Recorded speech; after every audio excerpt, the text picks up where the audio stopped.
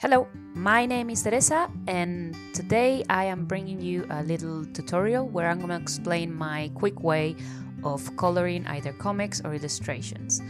What I'm going to be using is Clip Studio Paint here, and then I'm going to be using a website called Flatton, which is an utility for flattening comics, but it works for illustrations. Originally, I was going to do this with one of my comic pages, but the footage got lost, meaning that I lost the footage. I don't know why I did, but I deleted it like an idiot and then emptied the bin. And now the footage of me actually coloring a comic is gone forever. So now I'm going to show you this. This is a card that I'm preparing for a board game. You see, these are the dimensions, this is the potential border, whatever. So I have the line art here, okay? So the first thing you need to do is you need to save this as a PNG.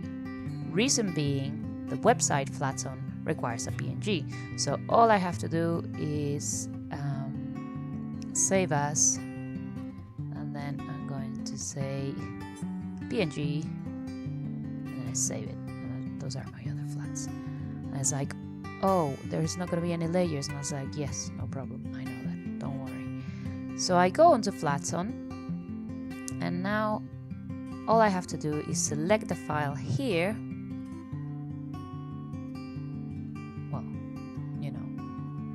Let it in the right part of my very messy folder system, which is here, and then is here. Okay, so it's selected PNG, and I click on Flatten Art, and there you go. The whole image has been translated into different color sections, and I click here, download the flats.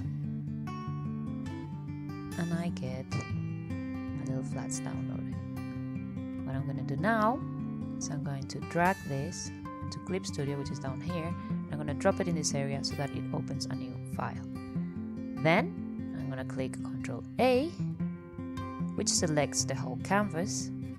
Then I'm going to click on Ctrl C, which copies the whole selected area, and then I'm going to put it in the right place, which is underneath my line art layer here, underneath. And there you go. What this program does, it creates a separation of all the section in your picture, so that you don't have to individually select all this area. So then you can click on the bucket tool here, and you can click on the color you want. So for example, this girl is gonna this color scheme here. I'm just checking the percentages. Yep, that's good. And then I'm gonna click on the leg, and you see here, right here, there's a space. Now this website is not a very advanced AI. It simply separates the areas of colors that are separated by lines. So you have here two options. One, completely close the line, like in the case of this leg. Boop, perfect, as you can see. Or like this arm here, boop, perfect, and perfect, and the face is also perfect, and the neck is also perfect. But this leg was not perfectly separate. Now what you need to do then is you need to click the lasso tool, which in Clip Studio Paint is the M, I don't know why, and I'm gonna choose the polyline there, which in Photoshop is the polygonal lasso tool. And I'm just gonna go over my line art, trying to separate that area. Now, once that area is separated, you can click wherever you want. It doesn't matter, you don't have to be very conscientious about it. And then I'm gonna click on the color I want the sofa, and I want it to be green, for instance. So I'm gonna do that, check my levels, good. And then, whoops, now, that's exactly what I didn't want to do. If you go directly into the bucket tool here, by pressing G, if you click there, beep, it will only color the section that is the same color. Meaning that I'm gonna do, if I click here, for instance, it will only color this section. Why? Because this section is the same color. This section is a different color. This section is a different color. It's not gonna touch it. It's only gonna go onto the same color. However, if I use this tool bucket here, it's gonna fill the entire area. And you don't want to do that because I only want to color this. So I can do that with the entire couch now. And as you can see, it's a pretty quick process. Much quicker than it would be if I hadn't used the app. Because normally what you have to do is you have to manually separate everything. So another example here, you see I left that little section there, so I have to separate that. But once I go into a section that is not that color, I can go crazy like, yay! And it doesn't matter. But here I have to be careful because it's the same color and I need to carefully separate the colors that are the same into the appropriate sections. Here we go. So you see, I press G twice because it goes to the other section and boop.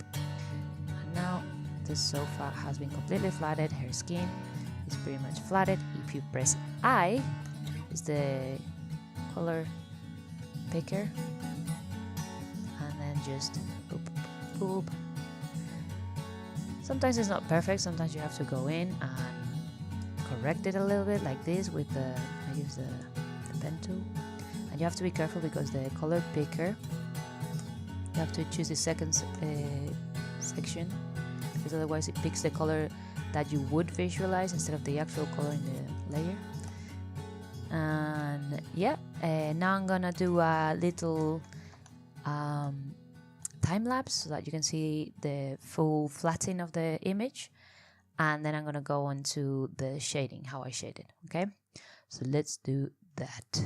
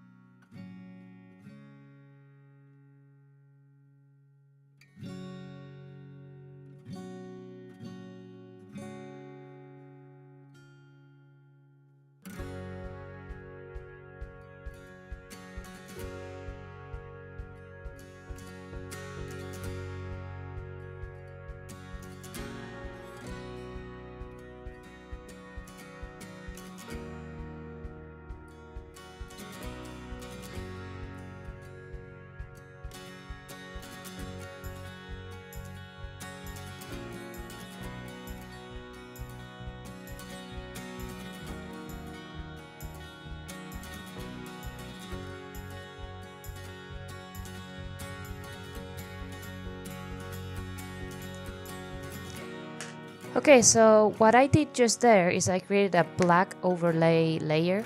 It basically helps me see the contrast easier, because if I look at it like this with these colors, it's supposed to be a summer scene where it's really hot. So I wanted to use bright colors, but at the same time I wanted to know where the contrast was. And so I can see like the window creates quite a bit of contrast, and this area that is darker here creates quite a bit of contrast. And then I see that the floor creates a little bit of contrast. So I want the eyes to be focused on an area. So what I'm gonna do is I'm gonna make the sofa a little bit lighter, and the cushion in particular I'm gonna make it different, like a different color that can really stand out. See, that doesn't look too bad. And then the sofa, I'm gonna make it also a little bit lighter. It's more pastel area, so that it gets more contrast with the floor. And I'm gonna do the same with the wall, because I think it could do a bit darker, so that it creates more contrast. And I was looking at this area here. That's the area I want people to look at, and that's why I did that. And now this poster here is a problem because there's not much contrast.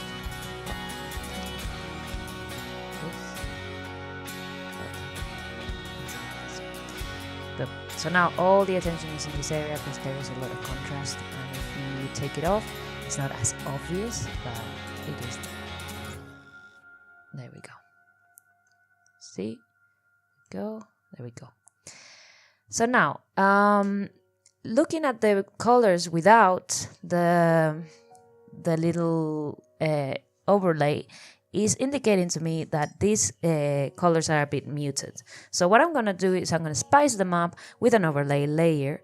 And I think in a summer type image, orange would be nice, or yellow or orange, because those are the colors like that gel at me that this is summer.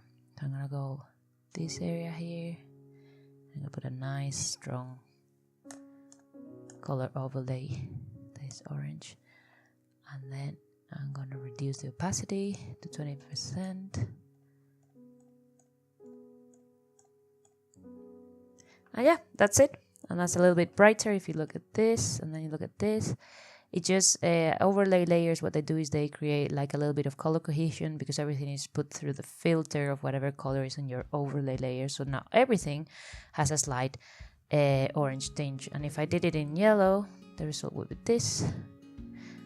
But I prefer orange, so there you go.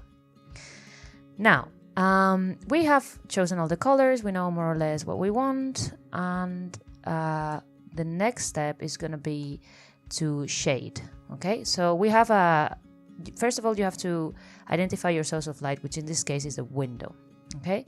And now, the first thing I do, if I have one clear source of light, what I do is I create another layer here. So there we go, and I color it completely with a color of the shadow I want. So like the colors of the shadows, I normally use blue because shadows tend to have like a purple or blue color, but because I've used an overlay of orange, I'm gonna go for a purple color. So around this area and around here, and I'm gonna just boop, put that there. Now I'm going to multiply, put that layer into multiply mode, and everything gets a little bit darker, right? And actually, I don't like that. Yeah, that's better. So blue. And then I'm gonna get my polygonal tool, and I'm gonna just get the areas that would be completely affected by this light, which would be obviously the window. There we have light, right? Whoops. I clicked the wrong button.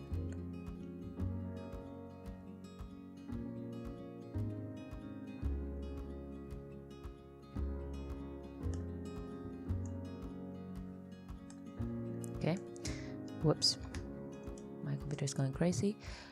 Now this area obviously would be affected by light, and this feet is in front of the window, so would be affected by light.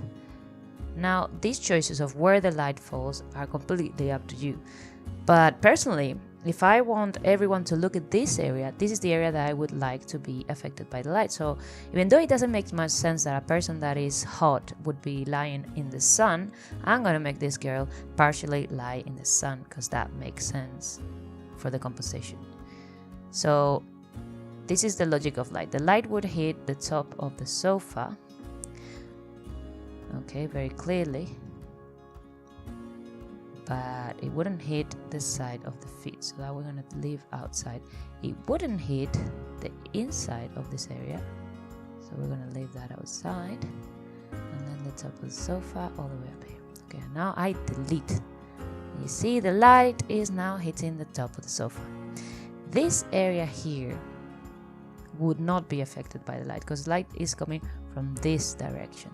So this side of the sofa is not hit by the light is coming from behind it. So what I'm gonna do is an interesting effect, which is like this girl would be shaded by the pillows in the sofa, but not completely. So part of her is gonna be in the light, part of her is gonna be in the shadow. So what I'm gonna do is just roughly, well, that was a failure. But you see more or less what I mean, right? Like this is a slim area of light just hitting her. That to be aesthetic. It doesn't really, like, I don't understand light very well. I'm currently taking a painting course and I've done 1.5 lessons. So all I know about light is what I see. in the world, and I don't understand the logic of light match. So in the future, maybe I will be doing more tutorials on light, but once I understand it better. But for now, what I do is I use light a lot to highlight areas, to drive the composition and the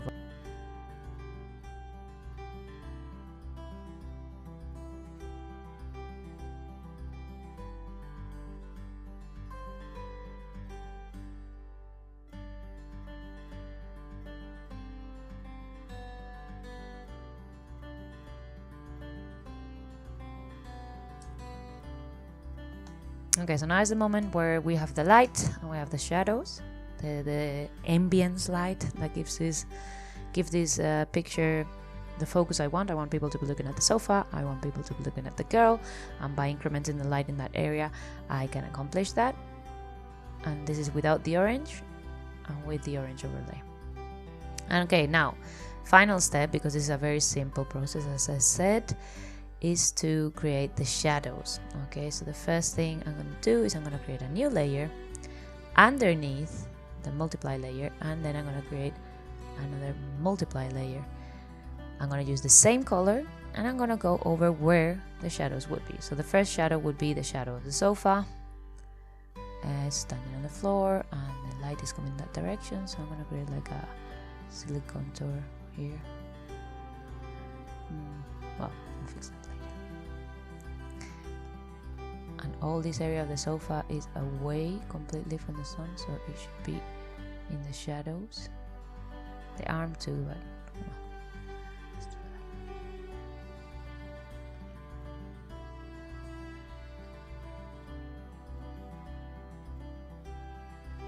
that. And there we go.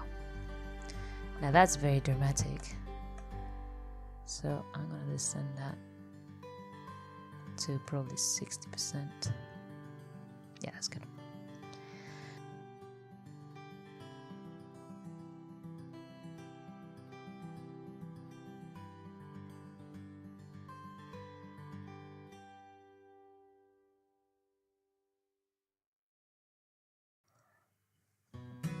And finally, I'm going to apply some gradients, because this area here you think, oh, it's so empty. Well, this is where the text of the card goes, because this is a card for a board game that I'm preparing with a designer. And what I'm gonna do is I'm gonna create a new layer, and then I'm gonna create these gradients. Okay, so what these gradients do is that if you put them on multiply, they create like this darkness coming from somewhere, or this light coming from somewhere, depending on the mode. So you can create, I don't know, effects of light, or you can create shadows. Where is it? So if you play around with this menu here, you can create a lot of effects of all sorts, like lights, shadows, all sorts of things.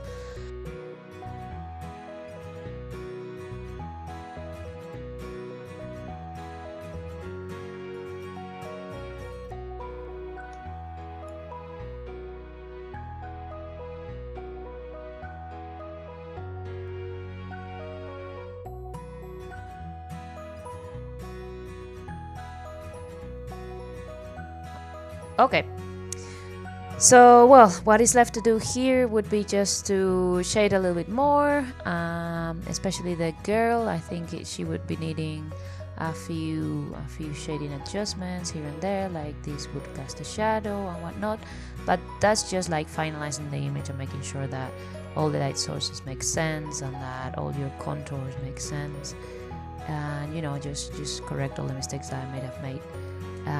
So that's the illustration, the quick coloring process I have. This took about, let me see, I don't know how long it took, but you know, it didn't take long to completely color this image, and for a comic it takes me about 1 hour and a half or so. So this is like a quick way to color your illustrations and comics with very simple light, very simple without knowing anything about painting. And I hope this helped. If you have any questions about the tools that I was using or any doubts about what I was clicking or what I was doing during the time lapse or during the explanation, let me know in the comments. I hope you found it useful. See you in the next video. Bye bye.